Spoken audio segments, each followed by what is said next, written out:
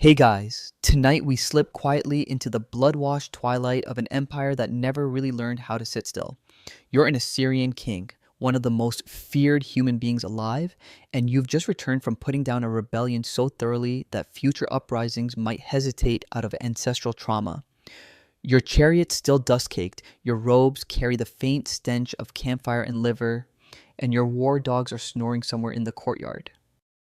But here, inside the sanctum of your palace in Nineveh, or maybe Kalhu, the air smells like something else: figwood, saffron oil, and power.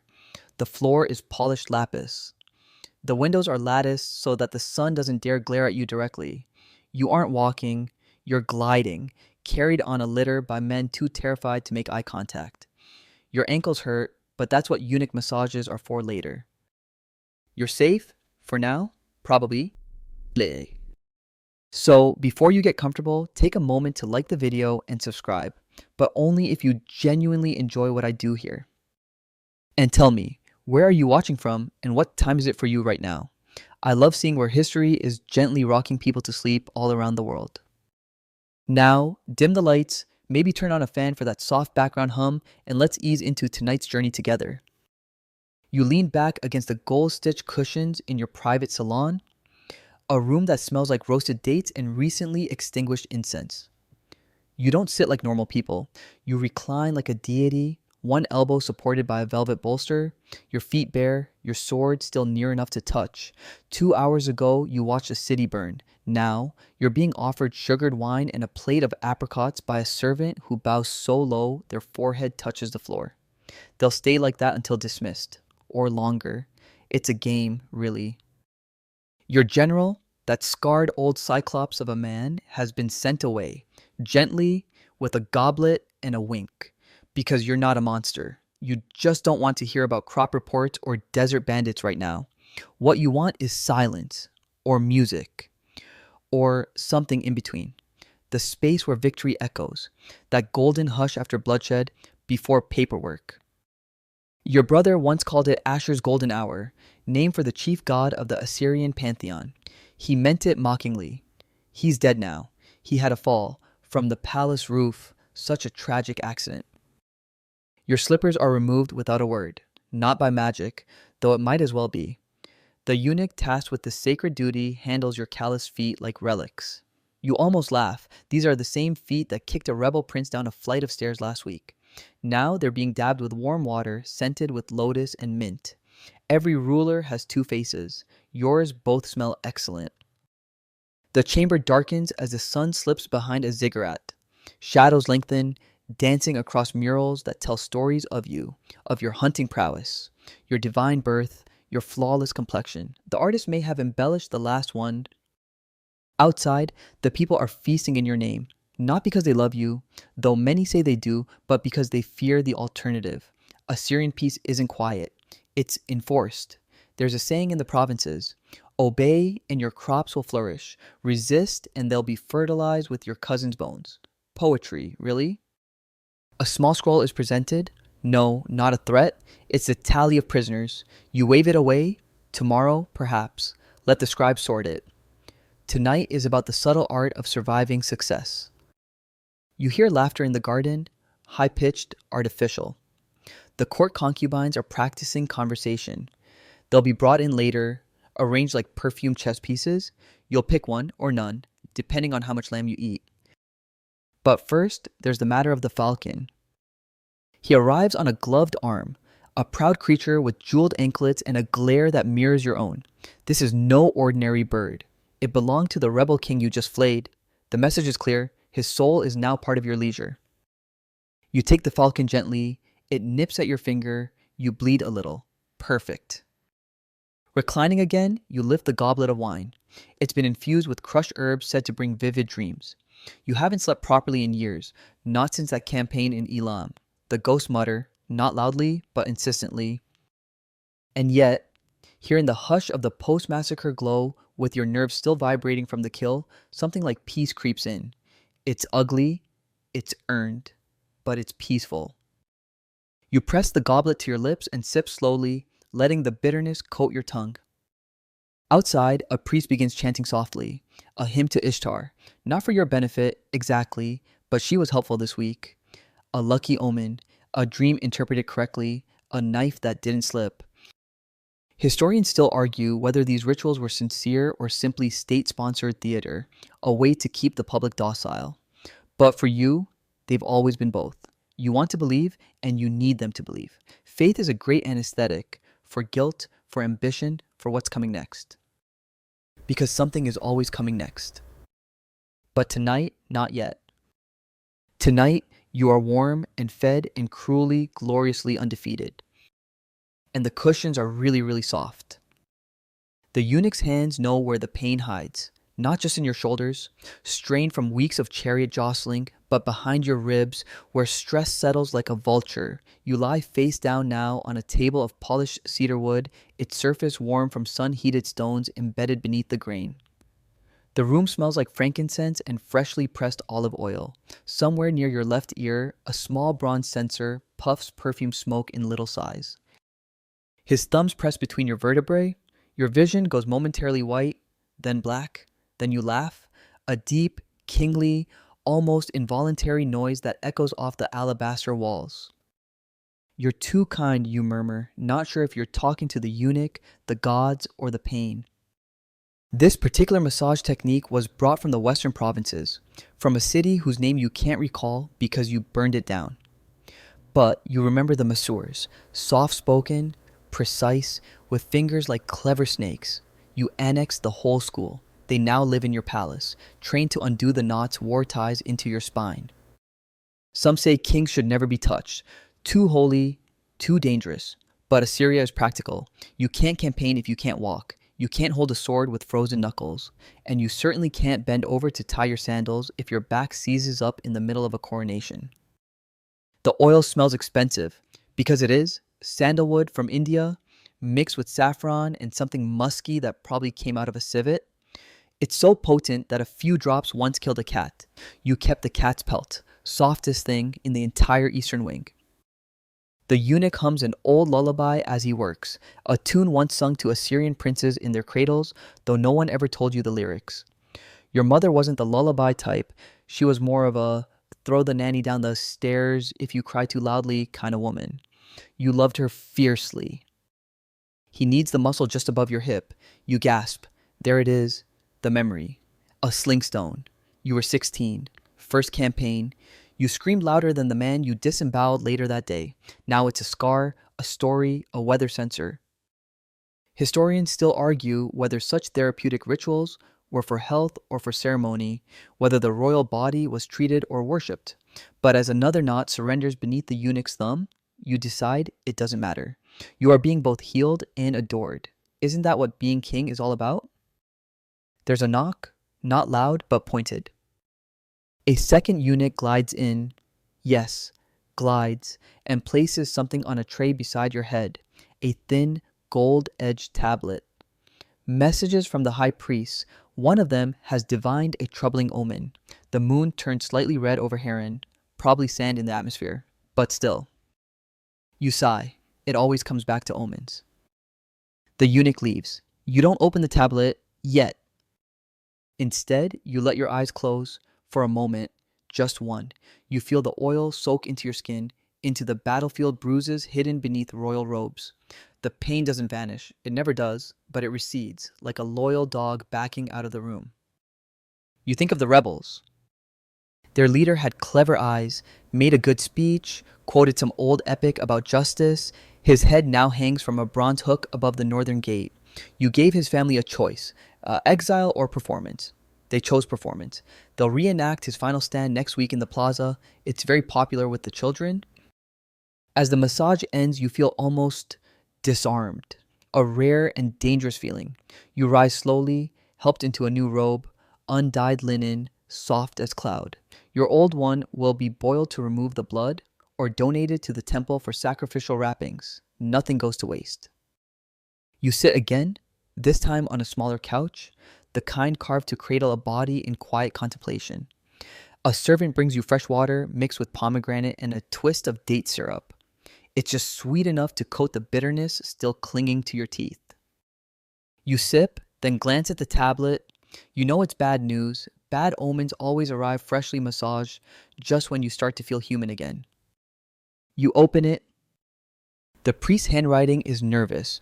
A goat was born with two heads. A crack appeared in the temple wall without cause. A merchant's dream involved black birds flying backward. So, business as usual. Still, you frown. You'll need to make a sacrifice. Something dramatic, something smoky. You stand. Summon the garden slaves, you say quietly, and the lion. Your servants bow as they depart. Their silence is grateful. In a few moments, you'll descend the stairs to the artificial valley behind the palace, the Garden of Serene Triumph. You had it built 3 years ago to celebrate the end of the Northern Rebellions. It contains trees from every land you've conquered, and a stream redirected from a sacred river, though it now mostly irrigates the imported olive trees. But most importantly, it contains your lion. Not a pet, not quite, more of a recurring actor in your private rituals of relaxation. Because nothing says you are still king like confronting an apex predator on your own terms. And this lion, he's getting sleepy. You descend into the garden barefoot, the stone steps warm from the day's heat. The air changes as you go, less incense, more earth. Crickets have already begun their nightly chorus, tuning their legs like tiny zithers. The scent of crushed mint underfoot follows you, left behind by the eunuchs who scattered it hours ago to mask the occasional whiff of blood or lion dung. You appreciate the effort. The garden isn't for walking, not in the normal sense, it's for parading. You move slowly, robes loose around your frame, arms exposed. The gesture says, I am unarmored, I am unafraid, I am this relaxed.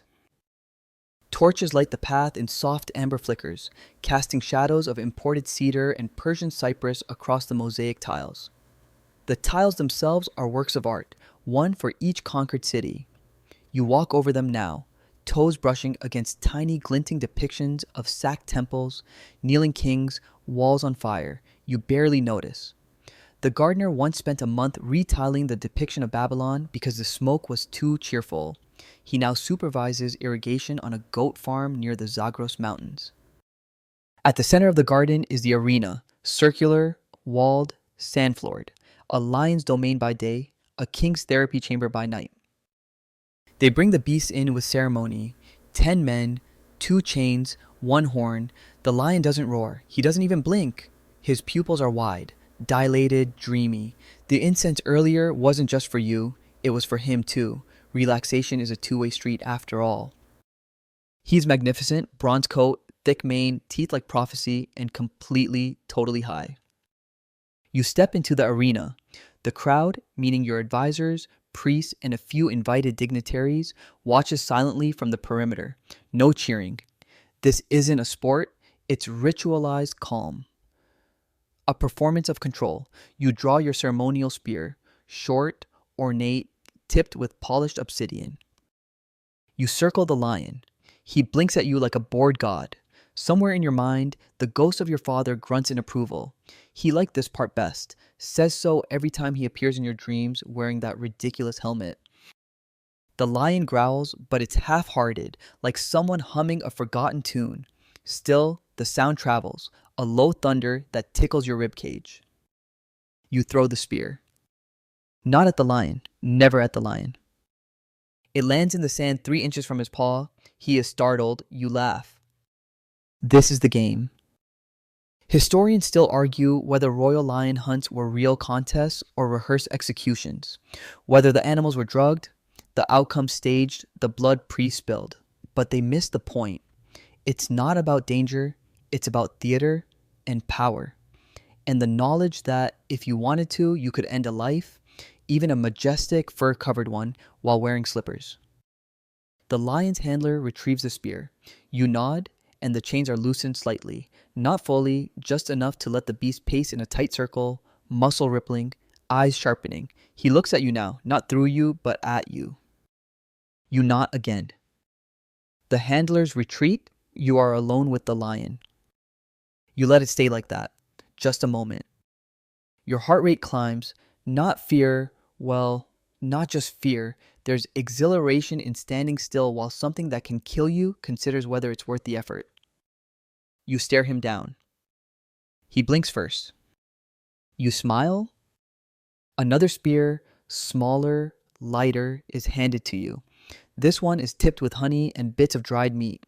You toss it gently into the far corner of the arena. The lion pads after it, slow and deliberate. He finds it, sniffs it, and begins licking. You bow your head in mock tribute. The dignitaries applaud softly. A priest mutters a blessing. Someone offers a small bowl of chilled melon, which you decline. You want to savor this moment unspoiled, the aftertaste of adrenaline and incense. This is how kings unwind. You return to the path, the stone cool now against your soles. Past the Persian cypress, past the myrrh trees, past the fountain carved to look like Ishtar, holding a severed head and a bouquet of lilies, you nod to her. She nods back, sort of. As you walk, you pass one of the newer garden installations, a small artificial hill made from the rubble of the last city to rebel. Your gardener shaped it into a mound and planted it with imported barley just for irony. You like to sit there sometimes and pretend the grass is whispering confessions. Tonight you don't stop. Tonight you're headed to the feasting hall. The lion is led back to his enclosure, his tail flicking lazily. You whisper a silent thank you. He doesn't respond, or maybe he does, in a lion. The garden gates close behind you with a satisfying clang. Inside, the lights brighten just enough to reveal a table already groaning under the weight of dishes, grilled duck glazed with tamarind, smoked fish wrapped in fig leaves, lentils with honey, and flatbread so thin you can see the inscription of your royal seal baked into each one. The scent is maddening. You don't sit right away. You observe. Each dish is a trophy, each ingredient plundered from somewhere that used to have its own gods. You pick up a fig, bite into it, and smile. The lion has eaten. Now so shall the king. You finally sit, descend into the high-backed cedar throne at the head of the table, one leg folded beneath you like you own gravity itself. The cushions are stuffed with swan feathers, not because it's comfortable, but because it used to be illegal to pluck royal swans, and now you do it just for the symbolism. The table stretches far enough that the guests at the other end are basically decorative.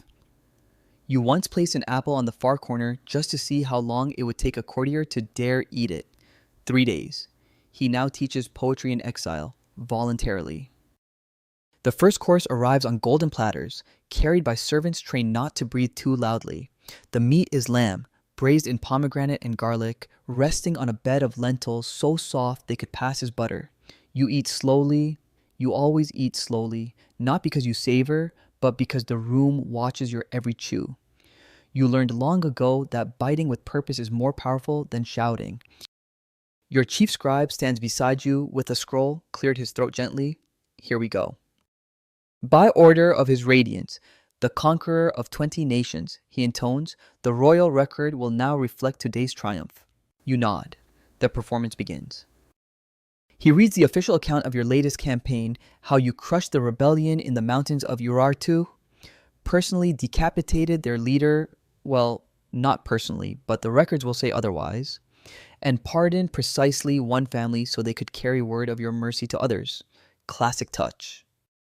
You chew your lamb as your greatness is listed, you sip your barley beer as your divine wisdom is quoted, and when he reaches the part about how even the enemy's cows bowed before your arrival, you raise a brow, just slightly. The scribe swallows. You let it slide. It's a good line. Historians still argue whether Assyrian records were truth or propaganda, whether these annals, carved in stone and sung in feasting halls, reflected reality or a curated nightmare to keep the masses obedient. But you know the truth. They were both. You made them both. Your fingers reach for a second helping, this time roasted squash laced with honey and coriander. It tastes like victory. Everything does, if you eat it right. A juggler enters, not to juggle. He just walks in carrying 12 apples and then hands them, one by one, to the guards. He exits in silence. It's a joke, an in-joke, something about a merchant prince you once humiliated at a banquet. Everyone chuckles, except the new ambassador from Tyre. He blinks, confused. You make a note to assign him a tutor. Between courses, musicians step forward. No trumpets, too brash. Tonight, it's the lyre and the duduk. Sweet, breathy sounds. You lean back, full of meat and meaning, and let the melody wrap around your brain like gauze. The song is old, probably Babylonian. Something about a moon priestess and her cursed goat. Tragic, sensual, historically vague. Then comes dessert. You didn't invent pistachio pudding, but you perfected its presentation. It arrives in bowls shaped like lion paws. The rim is dusted with crushed dates and ground rose petals. You taste it and feel your jaw unclench in a way that no battlefield ever achieved. The scribes fall silent. The musicians fade into the shadows. You speak. Bring in the dancers. They enter in a line, women from the provinces, chosen for their grace, trained in temple arts, dressed in silk so light they barely count as clothing. But this isn't about titillation, not directly. It's about showing that your empire is vast, that its beauty flows towards you like tributaries into the sea. The dance begins slowly, arms like waves, feet soft as owl feathers. The music shifts. One of the dancers falters, just a hair's breadth off tempo. You blink. A eunuch notices. She is quietly removed. No fuss. She'll return, retrain, or be reassigned to the perfumery. You're not vindictive, just precise. Your goblet is refilled, this time with fermented plum wine, cooled with a chip of imported ice from the mountains. The absurdity of it delights you. Ice. In the desert. You drink and remember the first time you saw snow. You were 12. You thought the gods had dandruff. You glance down at the table. One of your generals is already nodding off into his lentils. Good. He's earned it. 2 more scrolls lie unopened beside your seat. Reports from the provinces, complaints about tax collectors, whispers of border tensions. But not tonight. Tonight is for your digestion, not administration. Someone lets out a small laugh at the far end. You don't hear the joke, but you smile anyway. Let them think you did. Let them think you approve. Approval is currency. It buys more than gold. A final dish is brought forth. Tiny almond cakes shaped like ziggurats, stacked in edible tiers. You take one, crumble it with 2 fingers. The dust falls into a shallow bowl shaped like a conquered province. A joke, a metaphor, a threat. It depends on who's watching. You rise, the table quiet. You've eaten your fill, you've heard your praises, you've watched your power dance, sing, and perfume itself in your name. Now it's time for a little music. And perhaps a little screaming. You leave the dining hall with a belly full of almonds and the faint ringing of lyres still coiling in your ears like silk threads. Outside, the night has thickened, pressing itself against the palace walls like a watchful beast. The torches burn steady, the moon's a sliver, sharp, judgmental, perfect ambiance. You're not alone. You never are. A few trusted figures follow in your wake. Your executioner, your astrologer, your wine taster, who now doubles as your philosopher ever since that one particularly chatty vintage.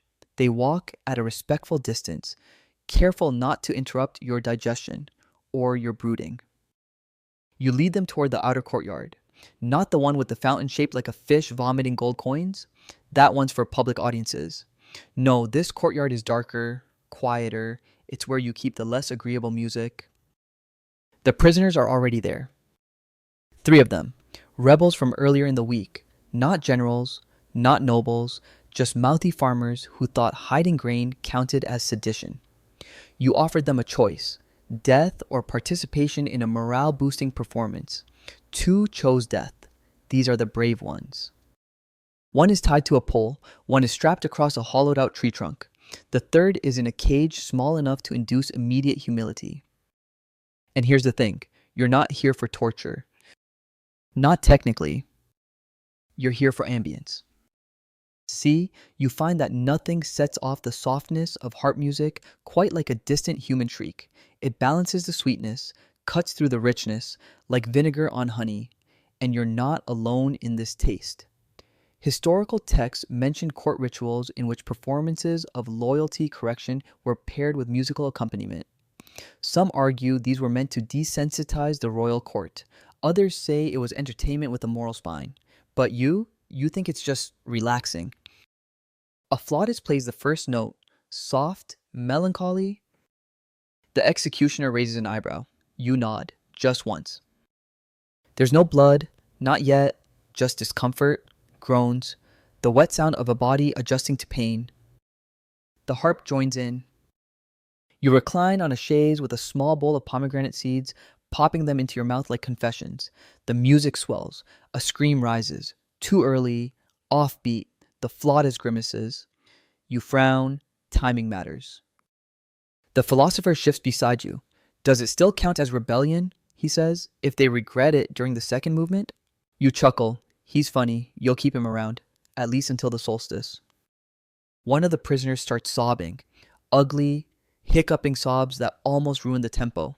A drummer adjusts accordingly. Professionals. All of them. The astrologer leans close.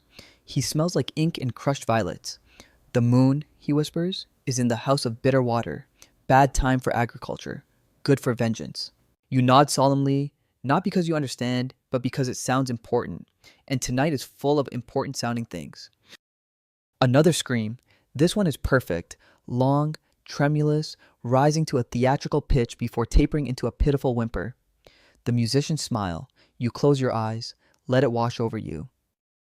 There's something almost sacred in the composition. Strings, breath, bone, lament. An orchestra of the empire. You wonder, not for the first time, whether other kings enjoy such evenings. Whether in Egypt or Babylon, some other monarch is reclined on silk cushions while a rebel wails in harmony with a flute. You'd like to think so. It makes you feel connected. You gesture and the musicians lower their instruments. The prisoners are still breathing. Barely. That's enough. The performance is over. You rise slowly, stretch. Your joints crack like dry reeds. No one speaks. The executioner bows and silently begins the cleanup. A eunuch steps forward with a warm cloth for your hands, which are somehow sticky despite touching nothing. Guilt? No. Grape juice? Probably. You walk through a narrow corridor toward your private chambers. The hall is lined with murals. You glance at them in passing, each one a frozen echo of your victories, the siege of Sam'al, the tribute of the Medes, your coronation with Ishtar hovering above like a divine party planner. You never liked that mural. Your nose looks off. At the end of the hallway, a small alcove awaits. Within it sits your mother's statue, life-sized. Ivory, eyes inlaid with obsidian and something that might be regret.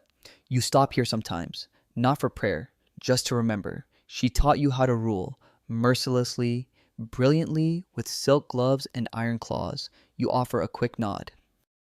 Inside your chamber, soft music already plays, not live this time. A stone disc turning slowly in a water-driven mechanism, the notches plucking bronze fingers to produce a lullaby older than even your dynasty. You disrobe, slowly, each layer peeled off like history. Tunic, sash, sandals, the pendant your nursemaid swore would protect you from betrayal, it didn't. You are bare now, but not vulnerable. A final servant brushes sandalwood oil behind your ears. Sleep well, great lion, they whisper. You might. But first, a little prophecy. You lie still on the divination mat, bare to the navel, stomach exposed to the priest's trained fingers. The room is lit only by moonlight and a single bronze lamp burning sheep fat, cheap, pungent, and deliberate. The gods don't like luxury when you're asking them for secrets. They prefer blood, smoke, and sincerity. Across from you kneels Ashurabi, your haruspex, the liver reader. His face is long, his beard impossibly forked, and his robe stained with a lifetime of animal guts. He hasn't smiled in 15 years, which is why you trust him. Joy is a terrible trait in a man who peers into livers to predict civil unrest. He unwraps the lamb's remains from a cloth soaked in wine and myrrh. The animal was sacrificed an hour ago, chosen for its flawless coat and recent abstinence from berries, which tend to discolor the entrails. Details matter when you're reading fate. You watch as he slices open the liver with a copper blade so thin it might as well be moonlight. He mutters a phrase in Old Akkadian, a language so dead it might as well be a prayer, and places the organ on a polished obsidian slab. You chew a date slowly, eyes locked on the meat of destiny. The left lobe is swollen, Ashurabi says, poking it with a stick carved from cedar and bone. The omen is mixed. It's always mixed. He leans closer. There is a fissure, deep, from the gate of decision to the hill of the god's kiss. You nod as if this means something. He continues, voice low, reverent. It couldn't mean unrest near the northern border, or a personal betrayal, or indigestion. Historians still argue whether divination was manipulation or sincere religion, whether priests interpreted what kings wanted or truly believed in liver topography as a map to the gods' moods. You've always suspected it's both. Ashurabi may be full of nonsense, but his nonsense has kept you alive. He peers into a small cup filled with black oil and makes a face. The gods are withholding. Tonight they are silent. Typical. You sigh and rise, wrapping a fresh robe around your waist. A servant wipes the blood off your hands even though you never touch anything. Ceremony again. Layers of meaning. Your life is a very well-dressed onion. Ashurabi begins to clean up, whispering apologies to the lamb. You leave him to it. He'll spend the next hour mumbling over its gallbladder like it's a diplomatic envoy. Outside the chamber, the air feels cooler. The wind carries a faint scent of ashes, maybe a torch blown out too fast, maybe something else. You file it away. You always file everything away. Rulers don't forget, they just delay remembering. A young servant greets you at the threshold to the next room. Her head is bowed, but you recognize her braid pattern. She's one of the temple-trained dream recorders. You nod, and she hands you a clay tablet with 2 fresh dream fragments etched into it. One from a baker in the southern quarter, involving bees and a throne made of water. The other from a merchant's son, featuring you weeping beneath a black sun. You keep the second for later. The dream chamber is ready. No, it's not your bedroom. Not yet. This is the intermediary space, the room between waking and rest. It's round, domed, with walls painted to resemble the night sky, but exaggerated. The stars are oversized, their gold leaf glinting in the flickering oil light. Your own constellation is directly overhead. The hunter king, spearing a dragon while simultaneously kissing the goddess of rain. Humble. You lie on the central dais, a thin mattress stuffed with waterfowl feathers beneath you. Above, incense smoke curls toward a small skylight like a whisper trying to escape. This is where you wait for sleep. But not before the story. A soft shuffle, then a familiar voice. It's your court poet. She steps lightly into the circle, wearing the traditional black of the story hour. No jewelry, no perfume, just words. She kneels, opens a scroll, and begins. Almighty One, she murmurs, who has bent kings like reeds and drowned cities in their own pride. You close your eyes, not to sleep, to listen. She tells a story, not of you, but of an older king, one who ruled for 90 years, lost everything, and died laughing. She describes his rise, his conquest, his strange obsession with elephants. You chuckle once, it's allowed.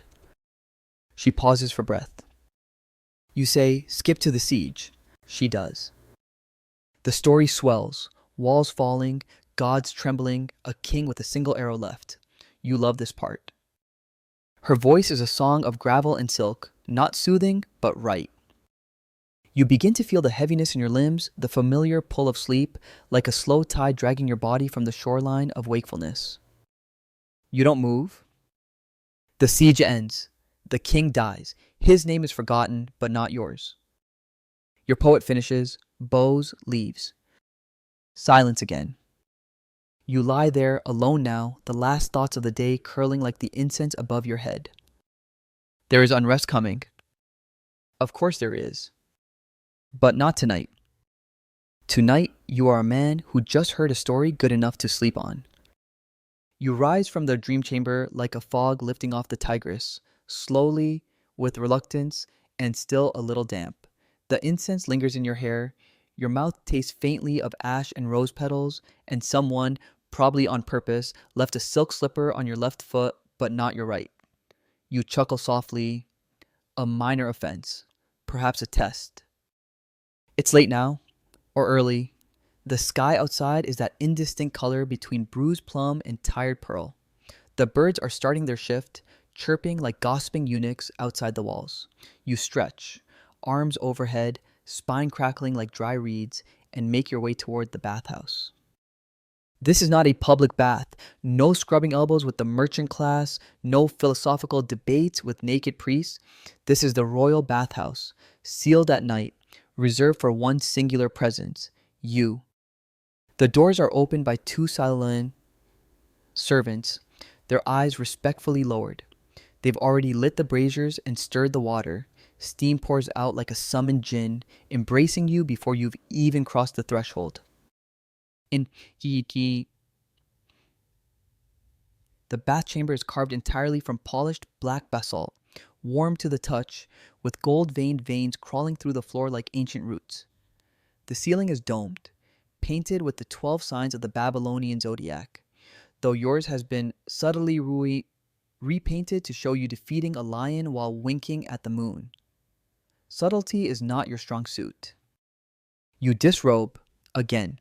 There's something ceremonial about shedding your skin this often, as if nudity is the last true royal garment. You step into the bath. The heat hits like a fist, but a loving one.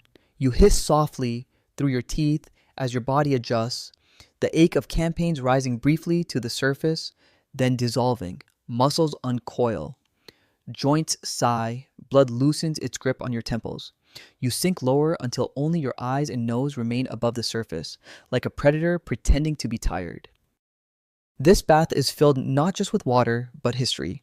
Saffron-infused oil floats like amber fog across its surface. Crushed acacia bark keeps your skin soft.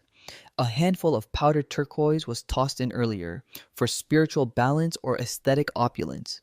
You're not sure which, possibly both. A eunuch appears with a clay jar of crushed date pits and salt. He kneels at the edge of the pool and begins scrubbing your arms with short, circular motions. Another tends to your hair, untangling, oiling, combing it into temporary submission. You allow it. Royal stillness is its own kind of performance. Would you like the news read aloud? One asks softly. You shake your head. Not yet. Instead, you let the silence wrap around you like a warm, wet cloak. Outside these walls, the world still thinks of you as a storm wrapped in muscle. But here, in this bath, you are briefly something else, something amphibious. At rest, but not idle, like a crocodile dreaming of conquest. Historians still argue whether royal baths were for hygiene or status displays, whether these elaborate rituals were about health or intimidation. But that debate forgets a key truth. Nothing is more intimidating than a clean, rested king. A thought rises, unbidden, unwanted. The high priest's liver reading, the fissure, the gate of decision. You grimace, then sink until even your ears are underwater. The sound world shifts, muffled, soft, womb-like. You linger there, eyes open, staring at the shimmer of torchlight distorted by the surface. You think of nothing. You think of everything. When you surface again, a warm cloth is draped over your eyes. A blend of mint and clove fills your nostrils. A subtle cue to your nervous system: relax or be replaced. A servant clears their throat. Would you like the boys to sing? You nod once. Moments later, a quartet begins humming from the shadows. An old lullaby, sung in a key so low it's practically a purr. No lyrics, just the bones of a melody once offered to the gods during temple cleansings. You used to hate this song. Too slow, too repetitive, but now it fits. You rise from the bath, steam spiraling off your body like praise. Towels are draped, oils are applied. A servant brushes your shoulders with powdered lapis. Another sprinkles something fragrant at your feet, not because you smell bad, but because you must smell intentional. You step onto the heated stone floor, joints moving freely, mind sharpened like obsidian. There's a fresh robe waiting, deep blue, embroidered with golden lion heads. You slip into it without breaking stride. The news will wait. But not the hunt. Your eyes flick toward the east-facing window. A glimmer of dawn slices the horizon. Time for sport. Not because you're bored, but because it's good to remind the world that even in relaxation, you're still faster, sharper, and more dangerous than anything that breathes. Your hunting robe has been tailored to whisper. It doesn't rustle, swish, or flap, just glides around you like a second, slightly more arrogant skin. You step into the morning with purpose, not in armor, not with a shield, but in embroidered linen, holding a bow so finely carved that even the gods might ask where you bought it. The courtyard smells of sweat, hay, and anticipation. Stable boys scurry, handlers murmur, dogs strain at leather leashes, but at your approach, everything stills, like a pond when the wind remembers who's in charge. Today's hunt isn't in the wild, not technically. You don't have time to chase deer through tangled hills or pretend you care about tracking actual footprints. Instead, the palace has prepared the hunt court, a stone-walled enclosure the size of a small village, filled with brush, imported trees, false hills, and carefully selected prey. And yes, that prey includes a lion. This is the relaxing kind of hunting, the kind where the beast is already partially sedated and maybe missing a claw or two. You're not here to test yourself, you're here to reassert your legend with minimal risk and maximum spectacle. The lion is in the far enclosure, pacing sluggishly. He's not the same one from the garden. That one's more of a co-star now. This one is newer. Recently acquired like from a shipment out of Arabia, along with several baskets of cinnamon and a sorcerer with questionable credentials. You walk to the arming platform. A servant offers you a choice of spears. You take the one with the obsidian tip, not because it's sharper, but because it glitters nicely when you spin it. You enter the hunt court alone. Behind you, spectators gather on the viewing platform. Nobles, generals, foreign emissaries too polite to question the ethics of choreographed danger. You hear whispers. Someone's betting on how many steps you'll take before the kill. Someone else mutters that last time, the lion bit off a handler's hand. You smile. You arrange that handler's hand to be bitten off. Drama is a full-time job. Inside the enclosure, the heat presses down, thick and familiar. Birds cry in fake trees. Sand crunches underfoot. The lion sees you and freezes. For a moment, there's silence. Then the dance begins. You don't run, you stride. The lion growls, more out of courtesy than aggression. His pupils are wide, his steps wobbly, but there's still danger in him. Enough to make your pulse tick faster. Enough to remind you that you're still alive, even if the empire sometimes feels like a slow suffocation. You raise the spear. Time slows. The lion charges. You pivot, swing, thrust. The obsidian tip grazes fur and draws blood. Not fatal, but theatrical. The crowd gasps. A priest gasps louder, as rehearsed. Someone faints, probably that ambassador from Tyre again.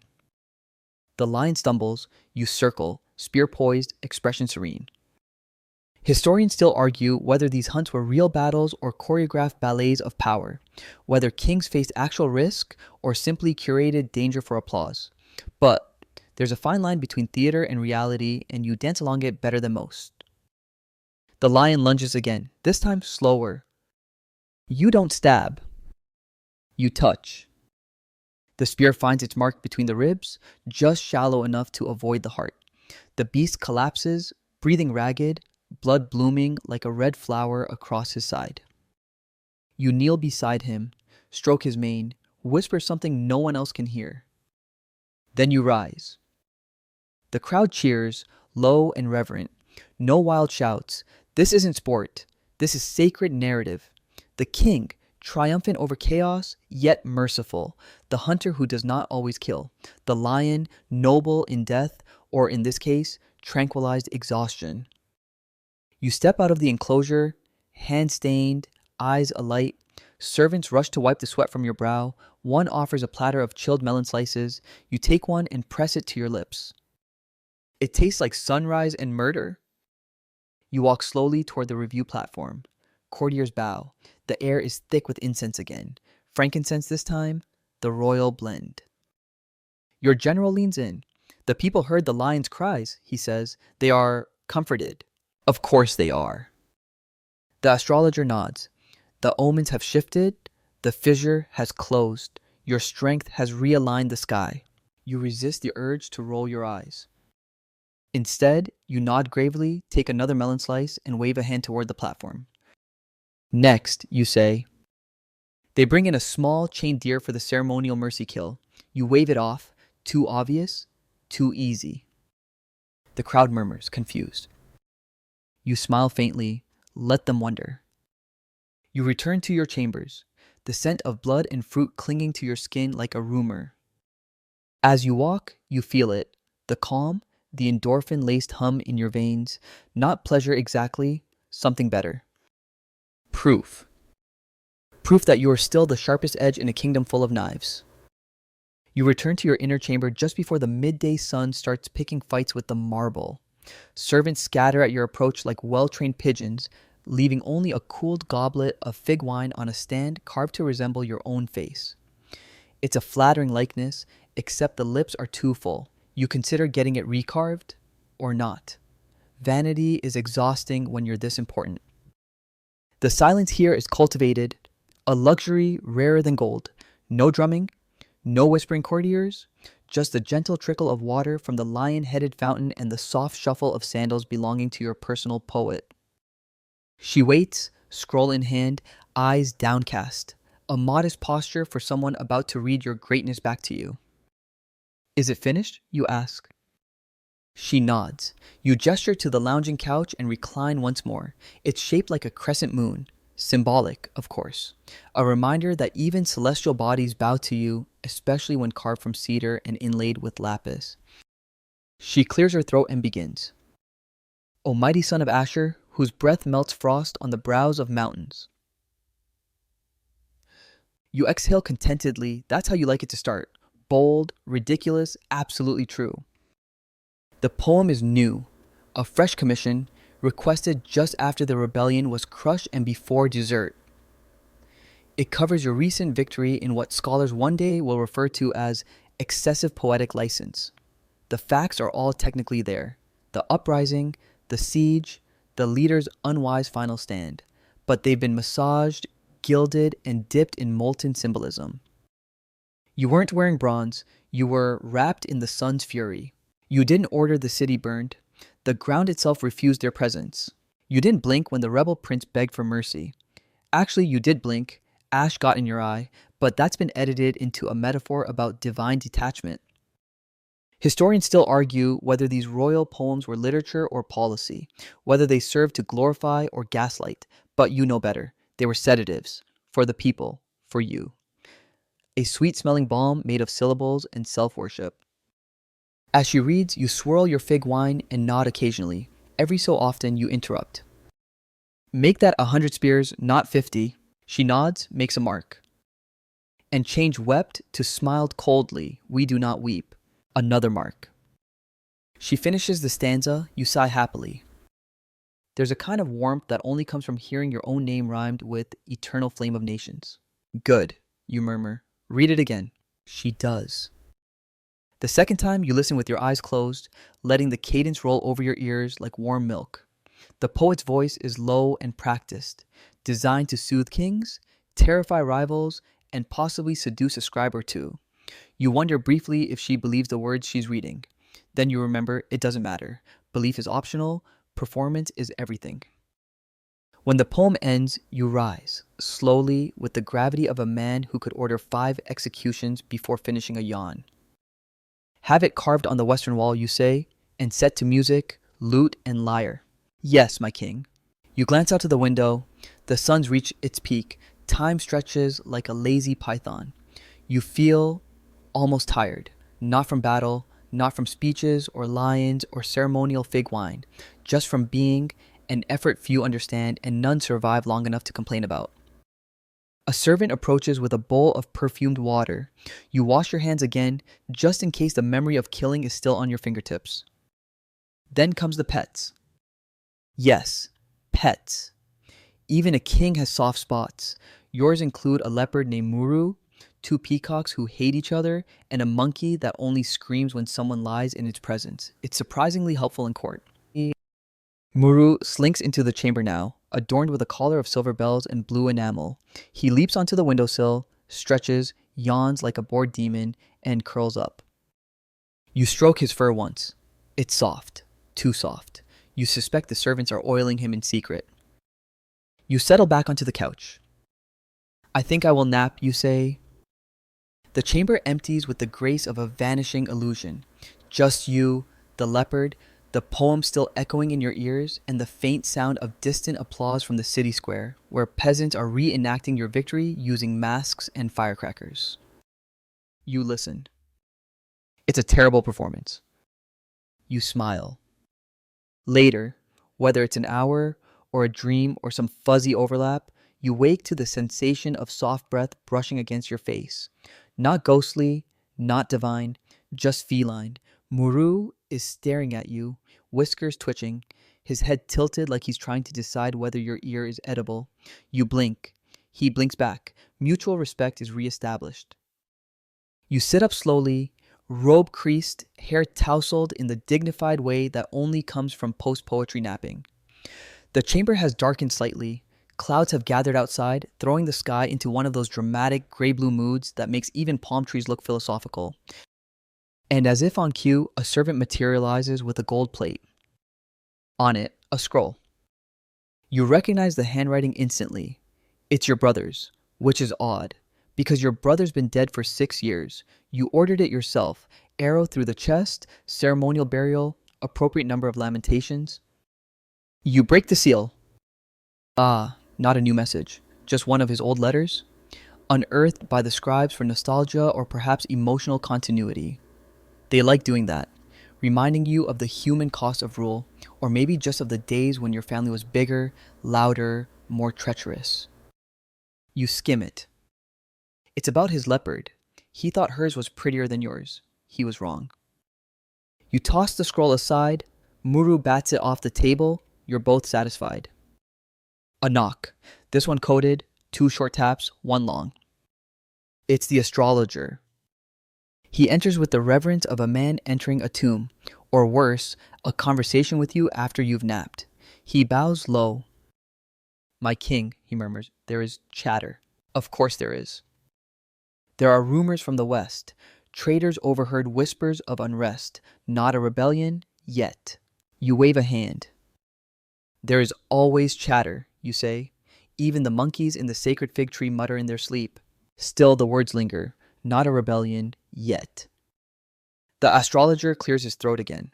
The priests have also noticed anomalies. You raise a brow. The moon rose too quickly last night. One of the sacred turtles refused to eat. A statue of Ishtar blinked. Did it blink in approval? That's unclear. You stand, stretching until your spine pops like a ceremonial drum. I'll speak with the gods directly. The astrologer blinks. You mean, yes, you say, bring the dream tablets and the sleeping herbs. You are going to consult the elders. Not living ones, the dead ones, specifically the line of kings who came before you, preserved in memory, in statues, in sleep visions. You've spoken with them before, or at least dreamed of it convincingly enough that everyone else believes you did. The ritual chamber is prepared quickly. It always is. The servants draw the blinds, burn the sacred herbs. A thick haze fills the room, part myrrh, part something else, something sharp, bitter. You lie down on the stone slab and close your eyes.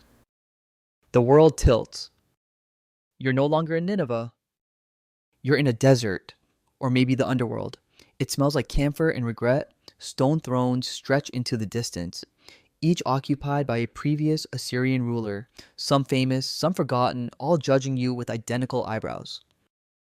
You approach the first, Shalmaneser III. He's shirtless, glowing faintly, and eating a fig in the least respectful way imaginable. You're late, he says. I was napping. Luxury. I learned it from you. He snorts. What do you want? Advice. There's unrest brewing. He waves a dismissive hand. There's always unrest. That's what keeps the empire interesting. The next king gestures you forward. You recognize him too. He tried to outlaw sandals. Didn't go well.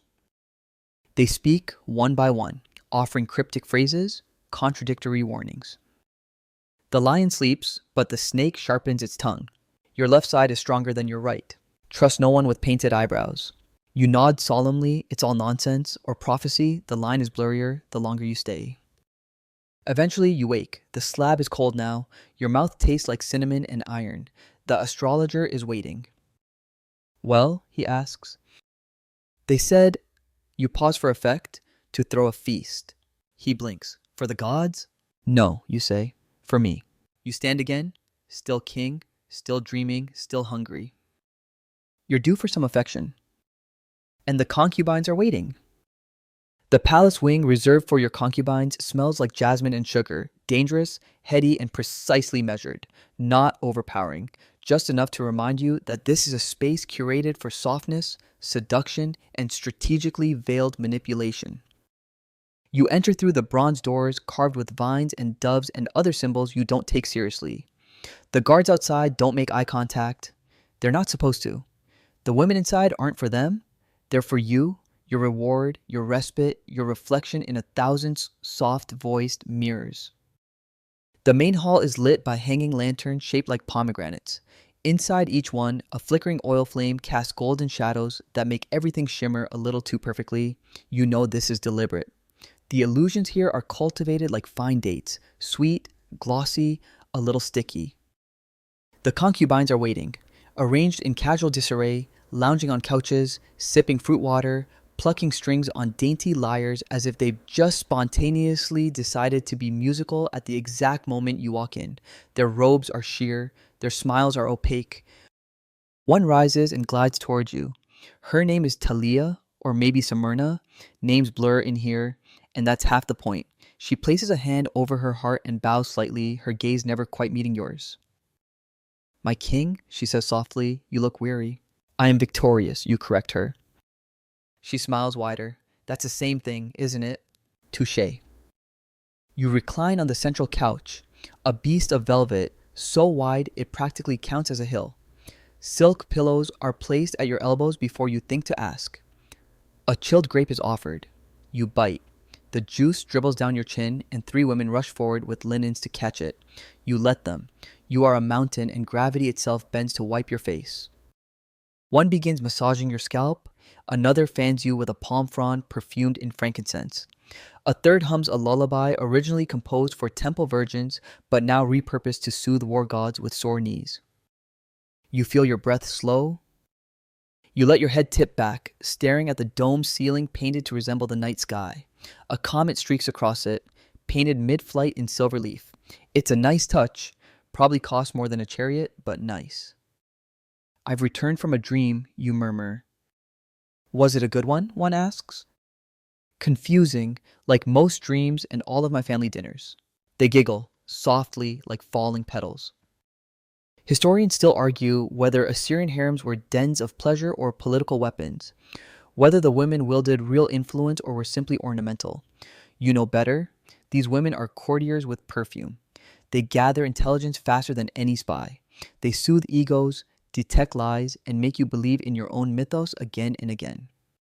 One of them, the quiet one near your feet, reaches for a small golden box. She opens it, revealing tiny slips of papyrus, each with a compliment written in stylized Akkadian. You invented this game. Pick one, she says. You do. She reads it aloud. You are the storm that frightened the gods into hiding. You grin. Did I write that? 3 weeks ago, after the siege. Still true. They laugh again, but more softly now. The room is slowing down. The silk in the air is becoming real. You feel yourself melting into the cushions, into their voices, into the honey-like rhythm of flattery. One of them leans closer. Her eyes are the color of dusk over the western provinces. My king, she whispers, may I speak boldly? You nod. This is always good. You rule the mightiest empire the world has ever seen, she begins, running a finger down your forearm. But what do you long for? You think. And for once, you answer honestly. To be left alone for 15 uninterrupted minutes. She laughs. For real, not the practiced kind. It's musical, sharp, and just a little dangerous. You like her? Then let us give you that, she says, and gestures for the others to retreat. Silently, obediently, beautifully, they vanish into shadow. You lie there alone, surrounded by still warm silk and the scent of your own myth. For a brief, golden second, there is no rebellion, no omens, no priest with oily fingers or scribes with revisionist quills. Just quiet. Just you. and a ceiling where comets never stop flying. Of course, the quiet never lasts. 50 minutes, maybe less, long enough to drift into that strange in-between where thoughts become half dreams and your body forgets the weight of empire. But then comes the whisper, always a whisper, never a shout. Shouting gets people executed. Whispers merely shorten their promotion prospects. "My king," says a voice, soft as linen slipping off a shoulder. You open one eye. It's not a concubine, it's your court necromancer. She wears black robes, no shoes, and an expression like she's perpetually in the middle of an unwanted seance. "What now?" you sigh. "There's been a message." "From who?" She hesitates. "From your grandfather." You sit up. "He's been dead for 30 years. She shrugs. "Apparently he's chatty tonight." You sigh and rise, your robe settling over you like a curtain dropping on a half-finished play. The necromancer leads you through the servant halls, narrow, torchlit, humming with the quiet panic of people pretending not to exist. You pass a boy polishing a statue's feet. He doesn't look up. Smart lad. You reach the undersanctum, a round chamber beneath the palace, damp and cold and smelling like someone's forgotten offerings. The walls are carved with names, hundreds of them, most ending with the terrible or the god touched. Yours is already half-etched, waiting for death to fill in the final line. Morbid. Efficient. In the center of the room, there's a bowl of water, black, still, and slightly steaming. Around it, 5 robed figures sit cross-legged, chanting in a dialect that sounds like someone gargling threats. You step forward. The necromancer gestures. "Place your hand in the water." You do. It's warm, but not physically. Something deeper.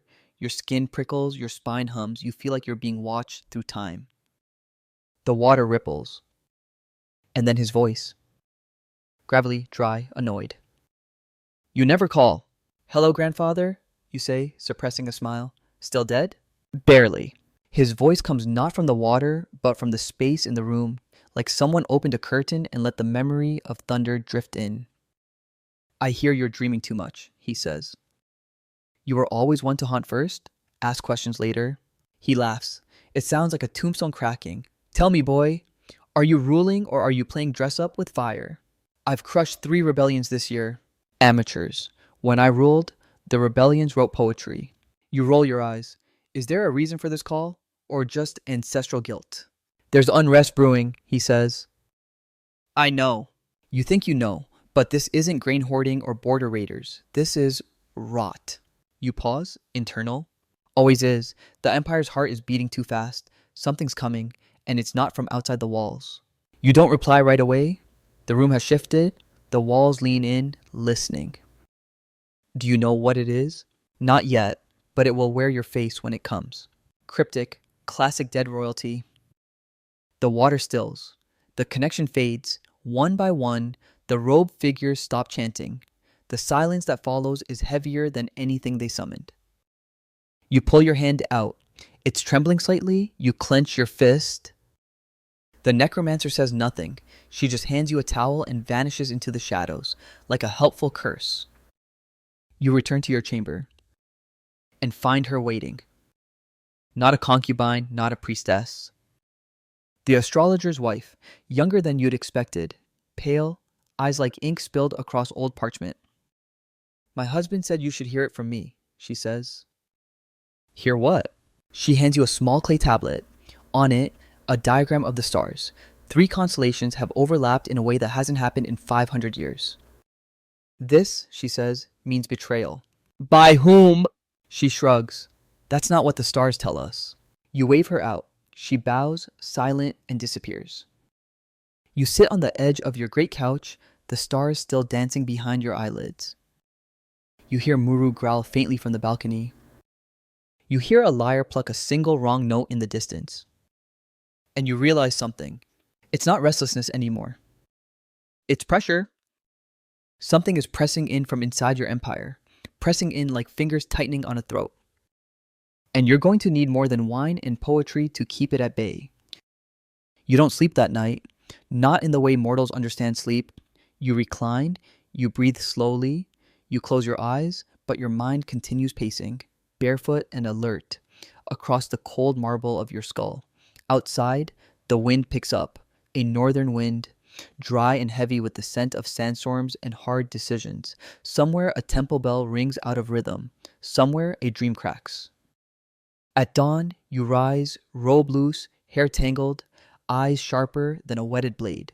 You summon no guards, you want no fanfare. You walk quietly, past still slumbering courtiers, past breakfast trays untouched by trembling eunuchs, past rows of statues who refuse to blink even when the gods do. You need counsel, but not from priests or generals. From her. You find her in the observatory, wrapped in a robe the color of wet ash, hair braided in coils that suggest both royalty and war. She kneels before a star chart, drawing lines in charcoal, muttering curses in Sumerian, an old tongue for old worries. She doesn't look up. I thought you were with your concubines, she says. I left, you say. They didn't laugh at my joke. She arches an eyebrow. Was it about public executions again? It was public execution adjacent. She sighs and finally stands. You always forget how tall she is, how she towers over your courtiers, how she never bows unless there's sarcasm involved.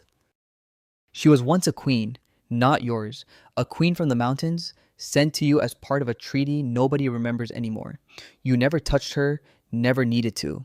Her value was never in her body, but in her mind, and the way it cut through courtly nonsense like an obsidian shard through soft cheese. You came for a reason, she says. There's rot, you answer. Of course there is. I need to find the source. Of course you do. And I might need to kill it. She smiles faintly. That part's always assumed. You sit beside her at the low table. Star maps, bone tokens, blood-dotted parchments, her tools of insight, her arsenal of shadows. She places a finger on one constellation, an odd arrangement of 7 stars known as the eel's tongue. You hate it. It always means lies. Your court is bloated, she says. Your priests are quiet, too quiet. Your generals are singing your praises in an even rhythm. You blink, and that means they're lying, or scared, or both. She pours you a cup of barley tea that tastes like dirt and guilt. Your astrologer's wife came to me, she adds. I thought so, you murmur. She says the betrayal's close. How close? She lifts the cup to her lips, as close as your next breath. You inhale, hold it. Not me, she says, smirking. I've got too much pride to assassinate a man with such poor fashion sense. You exhale, the tension lingers anyway. Historians still argue whether Assyrian kings ruled through love or fear, whether their courts were loyal out of duty or desperation. But those historians never sat in rooms like this, sipping tea that tastes like old stone, with a woman who can see through both bone and charm. You need to flush it out, she says. Don't wait, not scheme, expose it. You nod slowly, with a trap. With a performance, she corrects. You always were theatrical. Empires are just slow-moving plays, she replies, and your audience is getting bored. You rise, a plan forming. A feast. Another one, yes, but different. Not to celebrate, to tempt. You'll invite everyone, the priests, the generals, the scribes, the temple virgins who haven't blinked since the last eclipse. You'll watch their eyes, count their toasts, measure their silences. Make it decadent, she says. Make it glorious. Make it a place no conspirator can resist. You smile. It's not a happy smile. It's the kind of smile that temples paint on demons just before a moral collapses. You leave her without a word, descending the stairs slowly. The day has begun, officially. The halls hum with the sounds of loyalty, fabric rustling, scrolls unrolling, lies practicing their vowel sounds. You summon your feastmaster. He arrives, flushed and already trembling. He's seen this look on your face before. Last time, it resulted in a 7-course menu and a public confession involving 3 minor deities and a poisoned fig. My king, you put a hand on his shoulder. Invite everyone, you whisper. Everyone who smiles too easily. Everyone who never asks for anything. Everyone who has too many uncles in the provinces. Yes, my king. And you add, bring the executioner. Discreetly. The feast is no longer just a celebration. It's bait. And you're the very patient, very well-fed hook. The invitations go out like subtle threats wrapped in velvet. Officially, they're scrolls gilded with your seal, announcing a night of divine gratitude and royal generosity. Unofficially, they are pressure plates. Step wrong, and the whole floor drops out from under you. By dusk, the palace buzzes with excitement, dread, and the kind of nervous sweat that makes servants overpolish goblets. The kitchens roar with flame and urgency. Two stewards faint. One cook slices his thumb and bleeds onto a tray of goat cheese. So naturally, you promote him. Blood sacrifice and hospitality, that's the spirit. You, meanwhile, prepare in silence. Your robe is darker than night, trimmed with the fur of something rare and formerly dangerous. Your eyes are rimmed in kohl, not for vanity, but for theatrical precision. Your hands are bare, your rings left in a small bowl beside the bath. Tonight, the only ornament you wear is tension. The grand hall gleams like a lie told by someone beautiful. Gold plates, silver platters, endless food arranged in symbolic configurations, quail in rows of 7, lamb garnished with pomegranate seeds in the shape of the constellation crown of Asher. Each guest arrives with a bow so deep you could store grain in it. And you watch. You watch the generals who laugh a little too loudly. You watch the priests who praise your generosity while their fingers twitch around their wine cups. You watch the foreign dignitaries whispering behind fans, pretending not to count how many concubines are in attendance. You even watch the monkey. Especially the monkey. He is perched beside your throne, wearing a tiny gold collar and absolutely no patience. You trust him more than half your council. He's never wrong about a liar. You raise your goblet. Tonight, you begin, voice calm. We feast not for war, but for peace. Applause, obedient hollow. For the gods have smiled upon our realm, and no shadows remain among us. Your gaze drifts across the hall, settling just long enough on the high priest that he shifts in his seat. I am surrounded by loyalty, you say softly, surrounded by devotion, and yet, you pause. The silence sharpens. There is always one dish that spoils. Historians still argue whether such speeches were written in advance or improvised, whether Assyrian kings truly felt paranoia or just weaponized it. But what historians miss is how close fear and pleasure are in a room like this.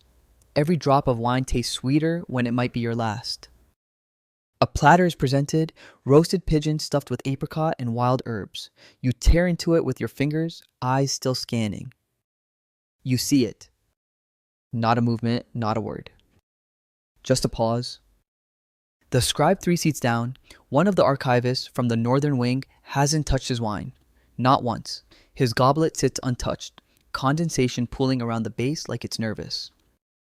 You file it away. Later. The music swells. Dancers appear. 7 women in violet veils weaving around the tables like smoke. One stumbles. Just a hair. You make a note. Weak ankles or a bad omen. Both are punishable. The monkey screeches. Everyone freezes. Then it points. Right at the high priest. The room doesn't move, not even to blink. You rise, slowly. Walk toward the priest. Your sandals make no sound on the polished stone. Your hand rests lightly on the hilt of your ceremonial dagger. Not drawn, just implied. Something to confess, you ask? He swallows. My king, The monkey screeches again. You nod. 2 guards seize the priest, not roughly, almost kindly. He goes limp in their grip. You turn to the crowd. Loyalty, you say, is not a word. It's an act. You return to your seat, tear another piece of pigeon, chew. Let us continue. And you do. The feast resumes, music rises, wine flows, a few guests sweat more heavily, but everyone eats a little more gratefully. The priest will be interrogated, privately, thoroughly. If he's guilty, he'll be displayed. If not, you'll say he was. Control isn't about truth. It's about rhythm. And tonight, you've kept it. You sit back, let the chaos roll on without you. The torchlight flickers off pale bone. Some are etched with names, others with symbols. A few are gilded, not for honor, but because you found out it made certain priests uncomfortable. You pause before one in particular. Your cousin. He once tried to stage a coup using the temple acrobats and a shipment of poisoned figs. Creative, doomed. His skull now wears a tiny copper diadem. You pat it once, like an old friend. Behind you, someone clears their throat. Quietly, respectfully. It's your master of whispers, a man who looks like he hasn't slept since the last eclipse. He never wears shoes. You've never asked why. We found letters, he murmurs, from the scribe, the one with the sweaty goblet. Traitor? Hard to say. He writes in metaphor, very fond of bird imagery. You sigh. What kind of birds? Swans and one heron. Definitely guilty. The whisperer nods. You continue your walk down the hall, hands behind your back. The skulls seem to watch you, not accusing, just curious. They are your reminders, your trophies, your failures too, and maybe, just maybe, your audience. Historians still argue whether these halls existed as myth or fact, whether kings truly kept bones on display, or if later storytellers added that detail to sharpen the silhouette of tyranny. But you know, of course you do. They were real. They are real. You once overheard a foreign dignitary refer to this room as barbaric. You had him escorted through it personally. He left with shaky knees and a fresh respect for your interior decorating choices. You stop before the newest niche, still empty. Save it, you tell the whisperer. I have a feeling we'll need it. He bows, slips back into the shadow like a vanishing sin.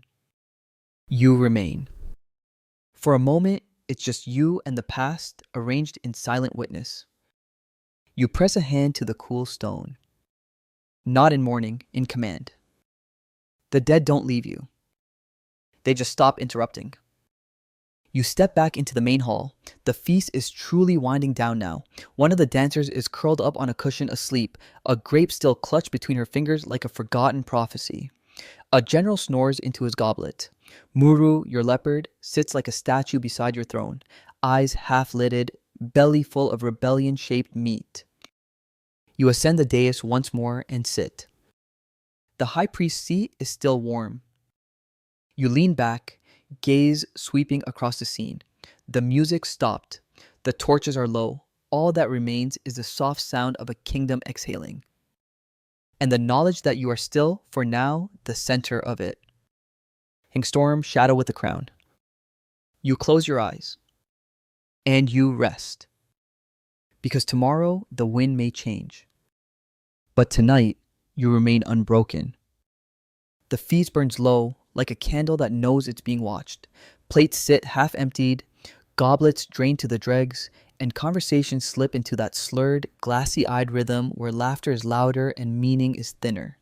The musicians are playing softer now, some minor key lullaby meant to signal a gentle winding down. But you're not done. You rise again, not dramatically, just deliberately. Everyone notices. Even the foreign emissary from Dilmun, who's been hiding behind a pyramid of melon slices, perks up like a startled deer. You descend from the dais without a word, and the crowd parts before you like heat-shocked bronze. You don't head toward the musicians. You walk toward the Hall of Skulls. Yes, that one. It's not as ominous as it sounds. Well, actually, no, it is. It's very ominous. That's the whole point. The Hall of Skulls is your private gallery hidden behind a velvet curtain that only opens when you wish to remember out loud. It's a long, narrow room lined with niches, each housing the skull of someone important. Former enemies, rebellious nobles, backstabbing advisors, and a few relatives you no longer send holiday scrolls to. You step inside. The torchlight flickers off pale bone. Some are etched with names, others with symbols. A few are gilded, not for honor, but because you found out it made certain priests uncomfortable. You pause before one in particular. Your cousin. He once tried to stage a coup using the temple acrobats and a shipment of poisoned figs. Creative, doomed. His skull now wears a tiny copper diadem. You pat it once, like an old friend. Behind you, someone clears their throat. Quietly, respectfully. It's your master of whispers, a man who looks like he hasn't slept since the last eclipse. He never wears shoes. You've never asked why. We found letters, he murmurs, from the scribe, the one with the sweaty goblet. Traitor? Hard to say. He writes in metaphor. I'm very fond of bird imagery. You sigh. What kind of birds? Swans and one heron. Definitely guilty. The whisperer nods. You continue your walk down the hall, hands behind your back. The skulls seem to watch you, not accusing, just curious. They are your reminders, your trophies, your failures too, and maybe, just maybe, your audience. Historians still argue whether these halls existed as myth or fact, whether kings truly kept bones on display, or if later storytellers added that detail to sharpen the silhouette of tyranny. But you know, of course you do. They were real. They are real. You once overheard a foreign dignitary refer to this room as barbaric. You had him escorted through it personally. He left with shaky knees and a fresh respect for your interior decorating choices. You stop before the newest niche, still empty. Save it, you tell the whisperer. I have a feeling we'll need it. He bows, slips back into the shadow like a vanishing sin. You remain. For a moment, it's just you and the past, arranged in silent witness. You press a hand to the cool stone. Not in mourning, in command. The dead don't leave you. They just stop interrupting. You step back into the main hall. The feast is truly winding down now. One of the dancers is curled up on a cushion, asleep, a grape still clutched between her fingers like a forgotten prophecy. A general snores into his goblet. Muru, your leopard, sits like a statue beside your throne, eyes half-lidded, belly full of rebellion-shaped meat. You ascend the dais once more and sit. The high priest's seat is still warm. You lean back, gaze sweeping across the scene. The music stopped. The torches are low. All that remains is the soft sound of a kingdom exhaling. And the knowledge that you are still, for now, the center of it. King, storm, shadow with the crown. You close your eyes, and you rest. Because tomorrow, the wind may change. But tonight, you remain unbroken. You awaken to thunder, not from the sky, but from your council chamber. Not real thunder either, just the heavy rhythm of fists striking stone as ministers argue, postulate, and posture in a spiral of escalating titles and increasingly sweaty foreheads. You don't enter right away, you listen. Behind the ornate doors, you hear the words, grain riots, temple theft, and, your personal favorite, omens misinterpreted by drunk interns. Glorious. You enter without announcement. The room doesn't fall silent, it plummets. One minister is mid-sentence about budget allocations for canal repair. He now forgets how language works. You give him a polite nod and take your seat. A slab of black basalt surrounded by 5 columns shaped like mythical beasts. Today, you sit beneath the griffin. Today feels griffiny. I trust everyone had breakfast, you say mildly. A few nods, a few bowed heads. One man hiccups and pretends it was a cough. Good, you murmur, because I am famished for honesty. The silence sharpens. You gesture and the doors close. A servant pours you tea, bitter, citrusy, almost poisonous. You sip it anyway. You want them to be nervous. Let's talk about the truth, you begin. Let's talk about grain. The finance minister clears his throat. He is sweating through 2 layers of linen. There has been some loss. How much? Some. You don't blink. He shifts. A fire, mice, possibly a poorly counted tithe. You glance at your astrologer, who nods slightly. Translation, he's lying like a priest with a gambling problem. You speak softly. Do you know what happens when people starve? They get thin? You smile coldly. They get clever, and clever peasants become dangerous ones. He wilts. You make a note to demote him to a post where numbers can't hurt anyone, like moat measuring. Next comes the temple theft. It was likely internal, the high priest says, eyes flicking to the corners of the room. A minor theft.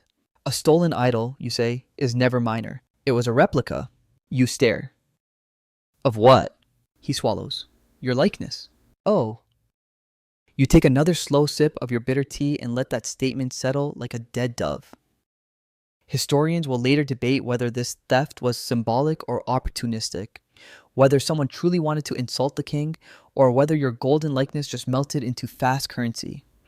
But you, sitting there with tea and suspicion in equal measure, know the answer.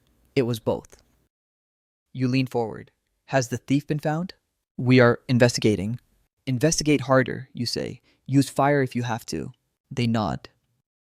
You let them think the worst. Because today, you want fear to do the heavy lifting. Mid-meeting, a messenger bursts in, breathless, knees muddy, eyes too wide. You raise a brow. Yes?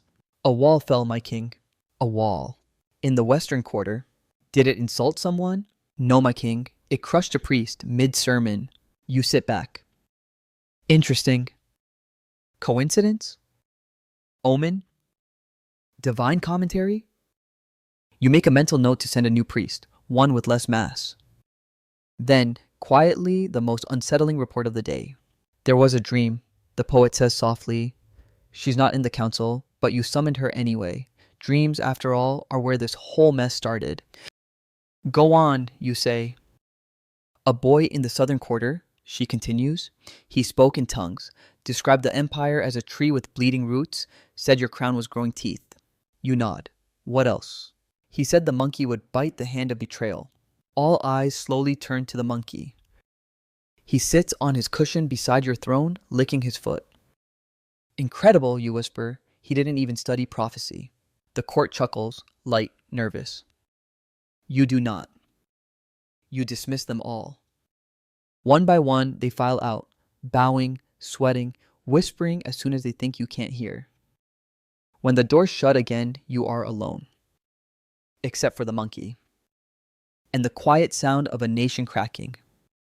You pace the chamber, hands behind your back. Your sandals slap the mosaic tiles, each step echoing with the kind of thinking that leads to either poetry or executions.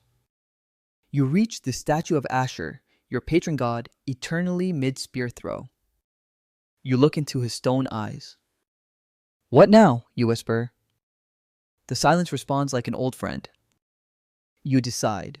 If the empire's bleeding, then you'll cauterize it. Tomorrow. Tonight, you plot. You spend the night beneath the stars, not painted ones, not temple ceiling imitations, but real stars, up on the highest terrace of the palace where the air smells like chilled stone, desert wind, and the faintest whiff of burning myrrh from the lower courts. Below you, Nineveh sleeps like a beast that's eaten too much, bloated, twitching, and full of indigestion. You lie on your back on a slab of basalt, arms crossed behind your head, robe flung open to the breeze like you're daring the gods to give you a cold. The monkey sits beside you, silent for once. He knows. Everyone knows. Something is shifting. You think of the tree in the dream, the bleeding roots. You think of your crown growing teeth. That one made you smile, not because it's false, but because it's overdue. You whisper into the dark, if they want a biting crown, they'll get one. Then, morning. Your plan has already been set into motion. The messengers ride out before dawn, silent as ghosts with excellent calves. They carry invitations, but not the fancy kind this time. These are summons, short, blunt, sealed with the royal sigil and one word written large, attend. They go to every provincial governor, every temple head, every ranking military commander not currently knee-deep in border skirmishes. They'll all come. You've ensured it. You've implied that not showing up will be taken as either an admission of guilt or an insult to your beard. Possibly both. By midday, the palace is being transformed again. But not for a feast. For a reveal. The garden is cleared of dancers, the incense is toned down, even the lion is moved to a quieter enclosure, no distractions, no misdirection. This isn't theater. This is a reckoning. You wear black. Not the ceremonial kind, but deep, serious black. The kind that swallows light and makes even your enemies look twice before speaking. The audience hall is redesigned. No banquet tables, no music, just rows of benches arranged in a semicircle around a single obsidian platform. Your throne is removed. You will stand. At the appointed hour, they arrive. Dozens of them, sweaty, sun-creased, reeking of camel leather and old ambition. Some carry offerings, some carry smiles, all carry secrets. You enter without fanfare. Silence rolls over the chamber like a low tide. You step onto the platform. You speak plainly. Loyalty is not assumed, it is tested. Murmurs. You raise a hand, they stop. Some of you have plotted. Some of you have listened to whispers. Some of you think the empire grows tired. You scan their faces. No one meets your gaze. I am not tired.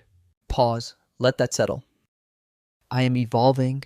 The monkey screeches. Perfect timing. You stroke his head. Today we reset, we purge, we will clarify.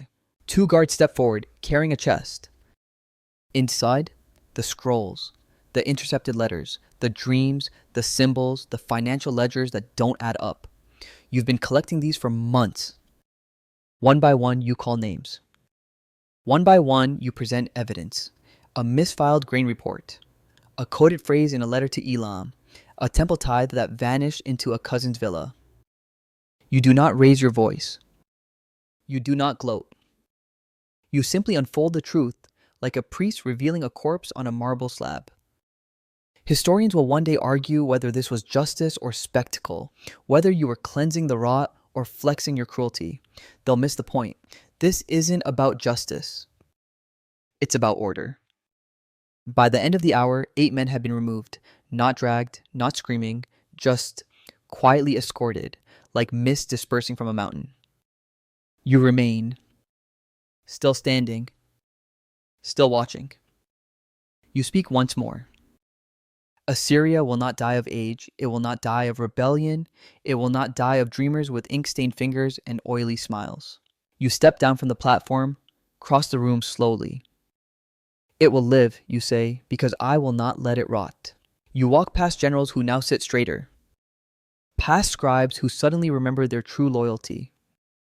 Past priests who clutch their prayer beads tighter than their theology. And as you exit, you do not look back. You do not have to. That's the thing about power.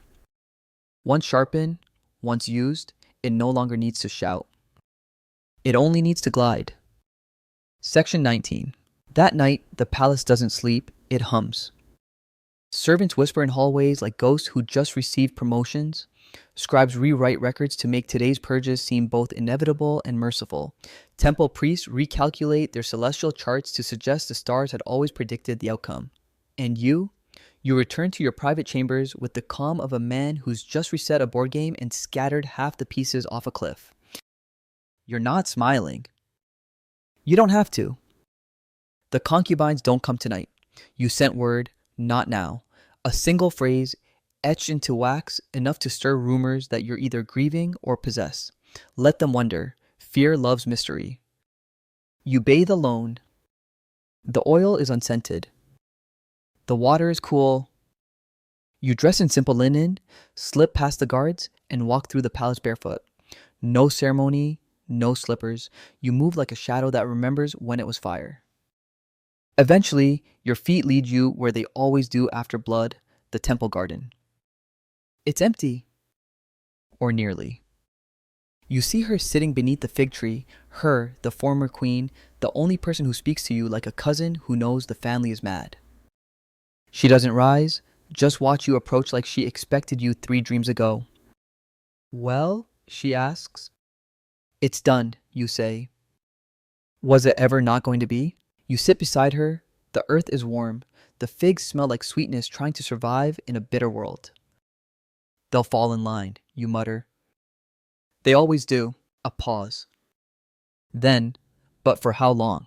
You don't answer because you're not sure. Because the cracks are quieter now, but not gone. Because somewhere beyond the palace walls, someone else is dreaming of power. And this time, they might not use fig metaphors. She looks at you sideways. You're different. I'm always different after I clean the house. No, she says. This is deeper. You lie back, stare up at the stars, real ones again, sharp and distant. They dream about me, you murmur. Who? The people, the priests, the children who draw lines with my face. She smiles, but not kindly. You made yourself a god, she says. You forgot gods can't rest. Historians still argue whether Assyrian kings truly believed they were divine, whether their decrees, their purges, their baths of blood and balsam were signs of delusion or simply of devotion to an empire too large to love them back. But you understand. You're not a god. You're a man pretending the performance of being one doesn't exhaust you. A rustle nearby. The monkey. He sits beside you, tail curled neatly, eyes full of accusation. He offers you a fig. You take it. Bite. Chew. Swallow. It's sour. You laugh. The fruit is turning. Or your tongue is, she says. Another pause. Then you stand. There are things to prepare. The borders must be shored up. The temples were reconsecrated. The concubines reassured. The treasury triple-checked for loyal coins and traitorous ink. You brush the dirt from your robe. The woman beneath the fig tree says nothing more, just leans back and stares at the moon like it owes her money. You return to your chambers. The guards bow. You ignore them. Inside, the air smells like wax and parchment. A new scroll sits on your table. Unsigned. Unsealed. You open it. Inside, just one sentence. I saw a crown devour its king. You set the scroll down gently. And then, without a word, you draw the curtains, dim the lanterns, and sit in the dark. Listening. To yourself. To the silence. To the very distant sound of the empire breathing. Section 20s. The empire dreams in loops.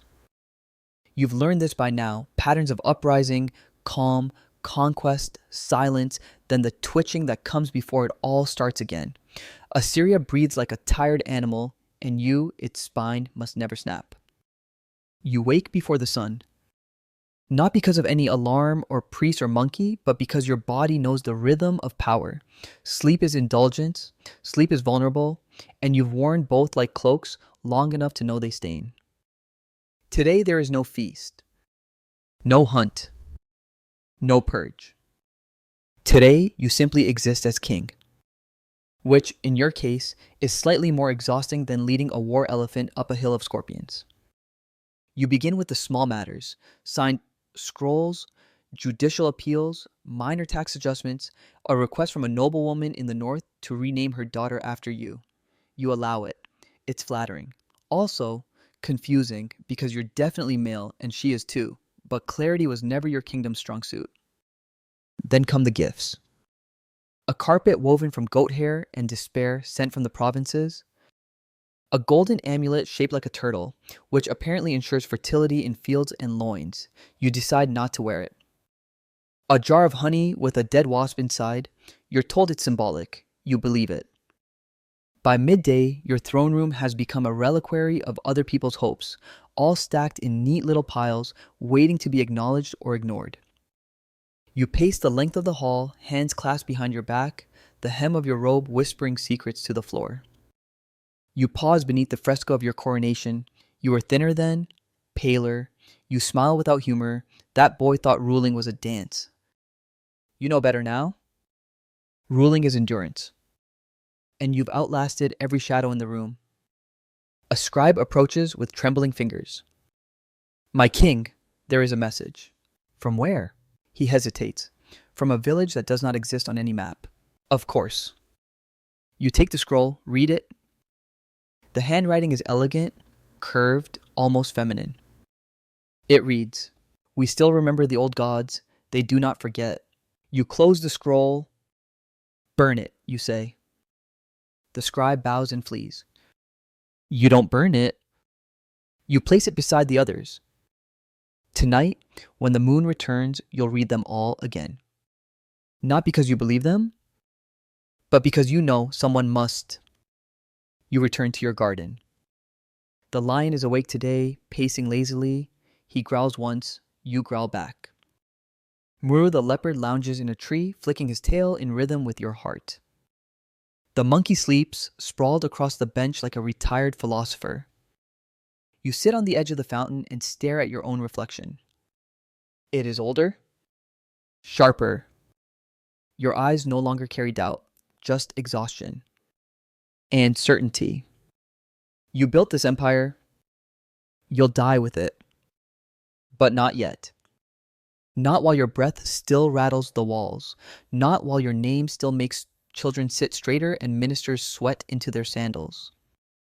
The wind picks up. Somewhere, another rebellion is probably being drafted in crayon. Let them. You have rested. You have burned. You have relaxed. Now, like every king who survives his own legend, you sharpen your crown once more. And wait. Because the next storm is coming. And you, O King of Kings, will greet it barefoot, bathed, scented in fig oil and blood, surrounded by poetry, skulls, and an unusually intuitive monkey. And now, as the shadows lengthen across the ziggurats and the last ember of incense curls lazily through the perfumed air, let yourself breathe. Let your shoulders soften, just slightly. Let your hands unclench from the invisible scrolls you've held through time. You're not in the throne room anymore. You're not weighing betrayal or pacing marble halls with blood in your mouth and lions in your garden. You're lying still, warm, quiet. The empire will not crumble while you rest. The statues will not blink. The concubines will wait. Even the monkey has closed his eyes, dreaming of mangoes and mutiny. Feel the coolness of the stone beneath you melt into softness, into the ground beneath your own bed. Let the flickering torches become distant nightlights. Let the distant cries of the city turn into the hush of dreams waiting just behind your eyelids. The crown you wear tonight is made of nothing but breath and calm and silence. And it fits perfectly. You've ruled, you've fought, you've feasted. Now you sleep. And the empire, for now, sleeps with you. End of script. Sweet dreaming.